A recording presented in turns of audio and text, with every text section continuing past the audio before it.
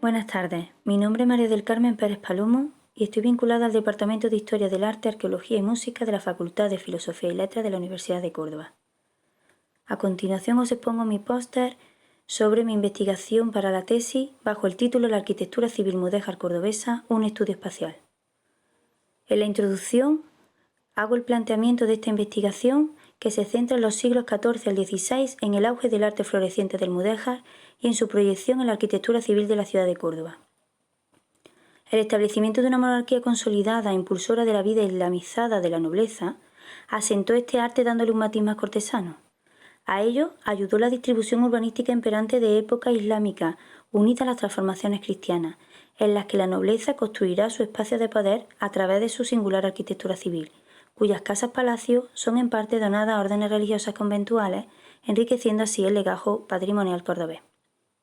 La sociología del arte, por tanto, comportará un eje vertebrador del estudio a tratar, enfatizando el análisis espacial de esta concreta arquitectura, centrándose en los componentes de ese espacio tanto constitutivos como las distintas condiciones que lo desarrollan. La hipótesis de partida pretende demostrar que el diagnóstico resultante de la investigación del espacio aportará a la historia y sociología de determinados ejemplos de inmuebles civiles mudéjares de Córdoba una mayor significación para la comprensión de su uso patrimonial. La metodología empleada se divide en tres partes, principalmente el método analítico interpretativo, en la búsqueda de aquella información que pueda ser relevante para el estudio, proceder a su análisis y de esta forma facilitar la interpretación. El estudio espacial realizado a los modelos seleccionados para determinar la evolución de los inmuebles en sus distintas fases de uso, la valoración espacial de la arquitectura civil mudéjar cordobesa y su protección como edificios conventuales. Y por último, la sociología del arte, recreando el ambiente que rodea las construcciones palaciegas mudéjares cordobesas, dotándolas de significación y funcionalidad. Se estudian las fuentes literarias disponibles, cualquier otro tipo de fuente que aporte información relativa a dicho uso y funciones, y escogiendo unos determinados ejemplos para realizar un exhaustivo análisis arquitectónico basado en la aplicación de técnicas de lectura muraria. Los resultados. La investigación sobre el estudio espacial de algunos casos de arquitectura civil mudéjar en la ciudad de Córdoba cuenta con una escasa bibliografía específica. La consulta de trabajos que aluden a otras zonas peninsulares con manifestaciones mudéjares acercan a mi trabajo la perspectiva de estudio del urbanismo islámico y cómo éste evoluciona después de la conquista cristiana. Además, facilitan la aproximación y comprensión a los casos de arquitectura palaciega cordobesa, punto de partida para el estudio espacial centrado en la técnica muraria que demuestre, junto con las fuentes de archivos históricos y notariales, la grandeza de esta tipología constructiva y la evolución enriquecedora de sus funciones y uso. La perspectiva de género también cumple un objetivo revelador en el conocimiento del papel de la mujer en la arquitectura mudéjar y cristiana, en los espacios monacales y conventuales, que inciden en las transformaciones y en la imagen de la ciudad, uno de los factores en los que desarrollo mi tesis. Las mujeres, en su condición de hijas o esposas de señores de grandes linajes, dueñas de territorios y de edificios de su nobleza, constituyeron como propietarias y o promotoras un mecenazgo capaz de impulsar construcciones religiosas y civiles y además preservar y conservar dichas construcciones.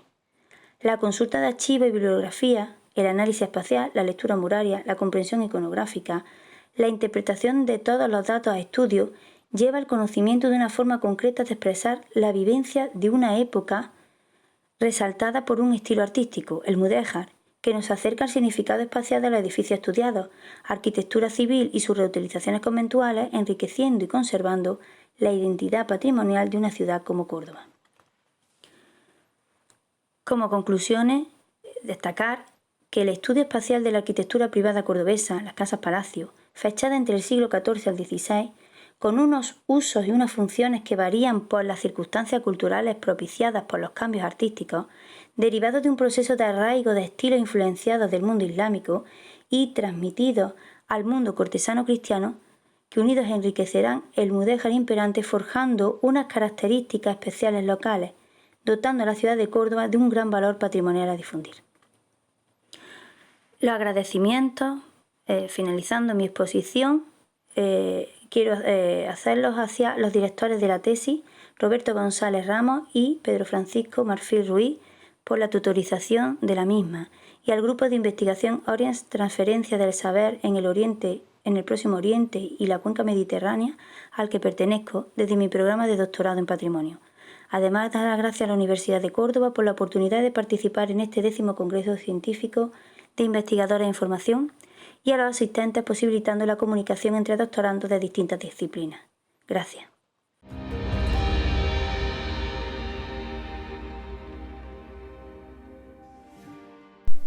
Hola, buenas, soy Eusebio Jesús Medina Luque y actualmente soy doctorando en el programa de Patrimonio de la Universidad de Córdoba.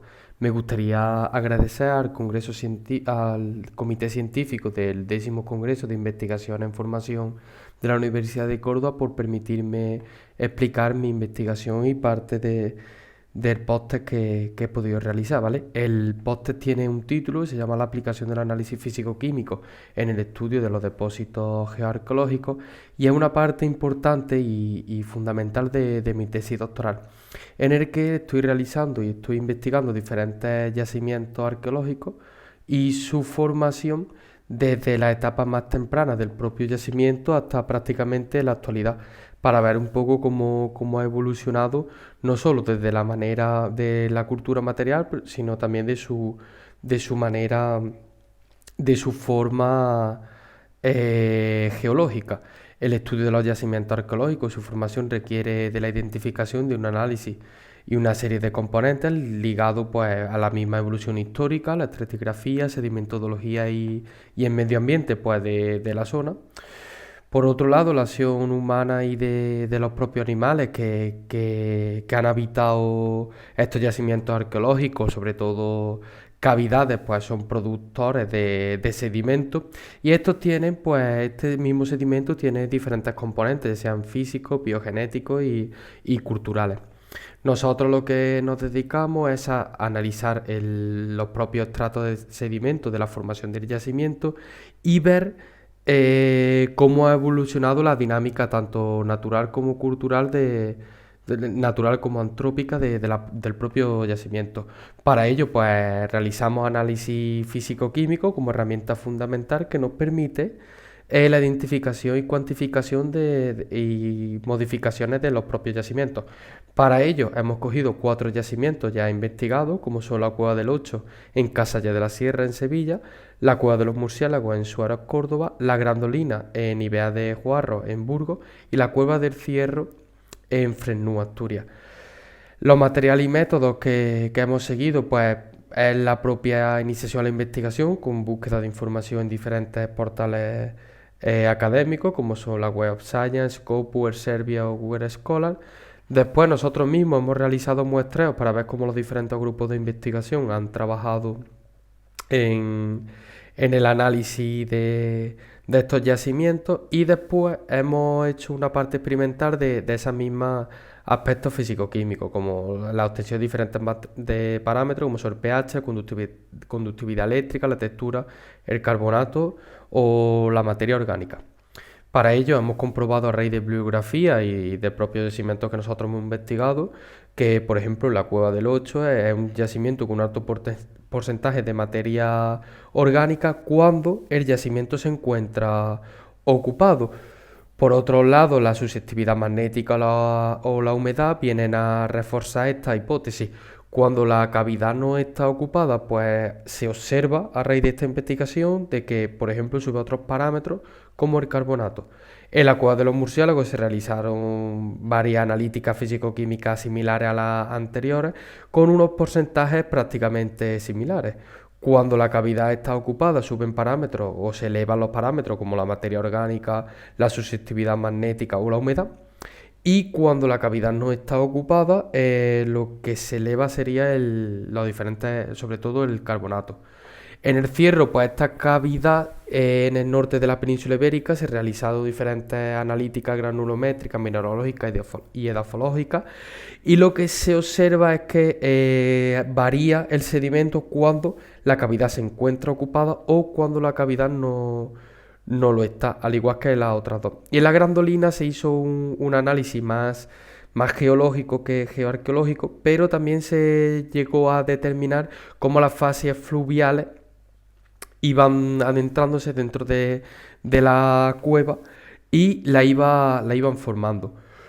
Como conclusiones que podemos sacar que los estudios arqueosedimentarios están llamando cada vez más la atención de grupos de investigación y nuestra propuesta metodológica es la realización de estos parámetros físico-químicos para intentar desglosar cómo se ha formado el yacimiento a raíz de cuando estaba ocupado o se encontraba desocupado.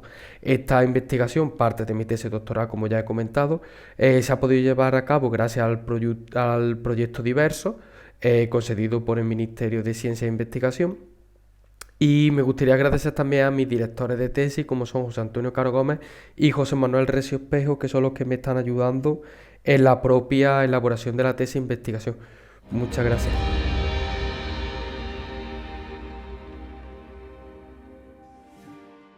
Buenas tardes, mi nombre es Juan Pablo Ruiz Montiel. En el día de hoy voy a presentar mi vídeo póster titulado Administración municipal y funcionamiento de los senados locales entre finales del siglo II después de Cristo y el siglo IV después de Cristo. Este proyecto está enmarcado en el Departamento de Historia de la Universidad de Córdoba, área de Historia Antigua, más concretamente en el grupo UM342, Ciudad, Territorio y Estructura Socioeconómica en la Bética Romana. Como bien pueden ver en pantalla, seguiremos una estructura formada por una serie de apartados fundamentales. Pasando directamente a la introducción, la primera pregunta que deberíamos hacernos sería: ¿cuál es el principal objetivo de esta investigación? Respondiendo a la pregunta, nuestro principal objetivo en esta investigación sería profundizar en el Ordo Decurionum, grupo social que integraba el Senado local en los municipios y colonias de Roma, y su evolución entre finales del siglo II después de Cristo y el siglo IV después de Cristo. Dejamos la introducción y continuamos con el apartado Material y métodos. En este epígrafe analizaremos tanto el material utilizado para llevar a cabo nuestra metodología como el método puesto en práctica para analizar nuestro objeto de estudio. Tanto el material como los métodos aparecen clasificados en tres subapartados diferenciados. El título de cada uno de los apartados sería Análisis sistemático de la bibliografía, Estudio de las fuentes disponibles, Definición de los decuriones y los senados locales. El primero de los subapartados, Análisis sistemático de la bibliografía, se centra en el estado de la cuestión del tema que nos interesa. Concretar un punto de partida determinando los estudios más importantes realizados sobre el Ordo Decurionum es de vital importancia si queremos marcar una línea de actuación para profundizar en las fuentes disponibles. El segundo de los subapartados, Estudio de las fuentes disponibles, hablaría de aquellas fuentes de información que nos resultan más útiles para estudiar al Ordo Decurionum. Aquí examinaríamos todos los testimonios y la documentación relevante que aportara información sobre la corporación. A continuación, mostraremos estas fuentes de información clasificadas según su tipología. En primer lugar, tendríamos los principales corpora legislativos, donde incluiríamos distintas obras de carácter jurídico y recopilaciones de leyes y disposiciones imperiales, como la Tabula Heraclensis, el Digesto o el Codex Theodosianus. Este tipo de fuentes son muy importantes pues nos informan del marco institucional y legal de los decuriones en el ejercicio de sus obligaciones. En segundo lugar, tendríamos a los autores clásicos. Aquí incluimos fuentes literarias. Son fundamentales en este caso las referencias de Casio Dion, Herodiano y Liviano. En tercer lugar, tendríamos la documentación epigráfica, donde se consultarían los principales corpora epigráficos y repositorios digitales ubicados en Internet. La obra de referencia por excelencia sería el CIL, el Corpus Scriptionum Latinarum. Terminando con las fuentes de información, tendríamos la documentación papirológica. Aquí estudiaríamos grandes colecciones como la de Oxirrinco o el Corpus Papirorum Hermopolitanorum. Por último, el tercer subapartado, definición de los decuriones y los senados locales, consistiría en definir detalladamente las funciones, la composición, la capacidad de actuación y la evolución del grupo decurional. Una vez finalizado el apartado material y métodos, seguimos con el epígrafe resultado y discusión. Un análisis preliminar de las fuentes disponibles nos ha llevado a determinar la necesidad de comparar la élite decunal de Occidente con la élite decunal de Oriente. Si a esto le sumamos una caída del hábito epigráfico a partir del siglo III después de Cristo en adelante, deberíamos concluir que la documentación papirológica de las provincias orientales, y más concretamente la de Egipto, resulta fundamental para arrojar luz sobre algunas cuestiones todavía parcialmente desconocidas del Ordo Decurionum. Para terminar, dar las gracias a los grupos de investigación y a Enrique Melchor Gil por su apoyo y colaboración. Nada más por mi parte, quedo a su disposición en la sesión de debate. Muchísimas gracias por su atención.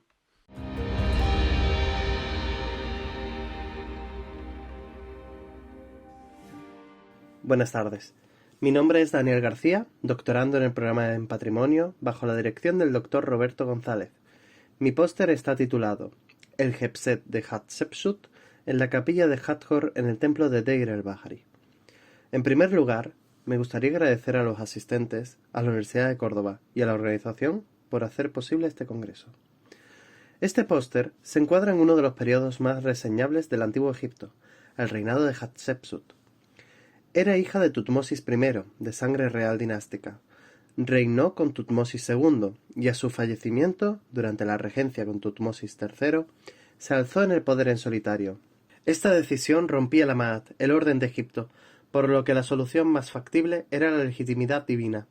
En su templo de millones de años, ubicado en Deir el-Bahari, se representa la ciudad de Ahmed Tasherit y del dios Amón, legitimando la sangre real de Ahmed Nefertari, su abuela, y su derecho al trono de las dos tierras. Esta construcción, única en su periodo, se compone de terrazas porticadas conectadas mediante rampas. En estas terrazas se representa la vinculación con las divinidades que tienen la reina faraón Hatshepsut, al igual que acontecimientos históricos llevados a cabo durante su reinado, como es el viaje del Punt o la realización de festividades como el Jebset. La fiesta Set o Jebset era una celebración protagonizada por el rey, celebrada teóricamente a partir de su 30º año de reinado. Esta festividad albergaba una serie de ritos en los que se revitalizaba la salud del rey para su continuidad gobernando. Uno de ellos es una carrera ritual que simbolizaba el dominio sobre las tierras de Egipto. Esta carrera será el eje principal de este póster, en el que mediante una metodología semiótica abordaré las dos escenas que representan esta parte de la festividad, que se encuentran ubicadas en la capilla de Hathor. Se trata de una pequeña estancia localizada dentro del complejo monumental, pero independiente del mismo, con su propio acceso mediante rampa. Esto se debe a su uso para la realización de festividades anuales esenciales, como la fiesta de la embriaguez dedicada a las diosas Hathor y Sekhmet. En esta zona encontramos la doble representación de la carrera ritual, en la que los participantes son Hatshepsut y Tutmosis III. En cuanto a las escenas, las dos se muestran corriendo frente a la diosa Hathor, la señora de la necrópolis propietaria de la capilla, portando a la reina en los dos casos un faldellín y una corona tef con cuernos de carnero. Esta corona está vinculada al dios Osiris de la resurrección, al que se le añaden los cuernos del dios Amón. A su vez, la reina porta diversos objetos. En la escena ubicada al noroeste porta un flagelo y un remo, lo cual simboliza el dominio sobre los mares y sobre la tierra, mientras que en la representación del noreste lleva una serie de cetros y un ibis eremita o ibis crestado. Estos elementos muestran la legitimación del poder de la reina, como el caso del ibis crestado, siendo la sabiduría y rejuvenecimiento del alma de la reina, ya que este ave es la representación del ave Aj, que es un elemento de protección contra las enfermedades, y la imagen de la sabiduría con la que se asemeja al dios Tot. Estas imágenes se encuentran usurpadas en parte con la modificación de los cartuchos con motivo de la damnatio memoriae ejercida sobre la imagen de Hatshepsut como reina faraón, pero gracias a la estilística y las reminiscencias jeroglíficas se identifican como pertenecientes al período de Hatshepsut. La reina faraón Hatshepsut legitima su posición en el trono a través de la teogamia, como el dios Amón. Esta, a su vez, es apoyada por su vinculación con la diosa Hathor, las expediciones internacionales y las representaciones festivales como el Jebset. La legitimación del poder a través de la festividad Set, representada en la capilla de Hathor, tiene la connotación de legitimarse frente a la diosa, en su necrópolis, como mujer de sangre real capacitada para gobernar en solitario. Las dos escenas en las que vemos a la diosa, la corona vinculada a Osiris y a la resurrección, y el control sobre el territorio de Egipto con sabiduría y salud, muestran su legitimidad y adoración a las deidades. Hatshepsut reinó 22 años, por lo que no llegó al año 30 para realizar el primer Hepset, pero lo representan ante la necesidad de alzarse refrendada en el trono de la Tierra Negra. Muchas gracias por su atención.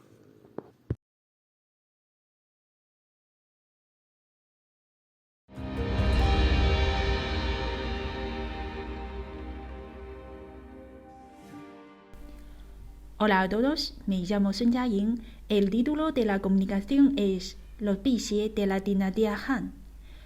Pixie en chino significa eliminar y evitar las cosas malas y dar la bienvenida a las buenas. Al mismo tiempo, Pixie es también el nombre de un animal imaginario cuyo deber es traer buena suerte y proteger a su dueño de las calamidades. Su presencia en la historia dura más de 700 años, que se trata de un periodo muy importante e influyente en la historia china. Se concentran frente a los mausoleos de emperadores y príncipes, los guardianes custodian el palacio de su propietario tras su muerte, convirtiéndose en un arte con un gran valor en la estatua de piedra. Tras el análisis de los 4 aspectos, la mediana lateral, la curva lateral, formas triángulos del lateral y proporciones del cuerpo, se pueden dividir los pixie de piedra de esta época en 2 tipos, realista y abstracto. Conclusión: la formación del estilo de pixie desempeñó un papel directo en la formación del sistema de la construcción de tumbas y esculturas de piedra de las siguientes centurias.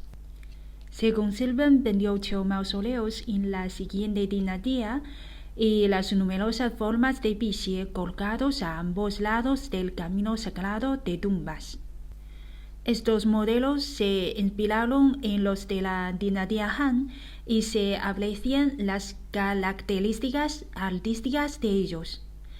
Esta es una de las manifestaciones de la enorme repercusión que tuvo el arte de pixie de esta época en las generaciones posteriores.